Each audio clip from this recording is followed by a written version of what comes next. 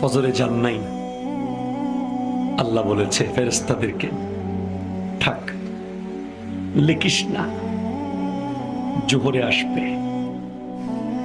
আমার বান্দা তো। আল্লাহ পানি বন্ধ করে দেব? না না না, আমার বান্দা। খানা বন্ধ করে দেব? না না না, আমার বান্দা। আমি না গাফফার, আমি আল্লাহ না ক্ষমাকারী। আল্লাহ দোষগুলো দুনিয়াকে দেখাই দেব? না না না, আমি সাত্তার।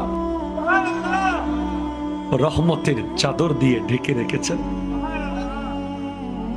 আপনি জান নাই? আপনাকে হাইয়া আলাস সালাহ বলার পর আবার হাইয়া আলাল ফালাহ বলেছেন।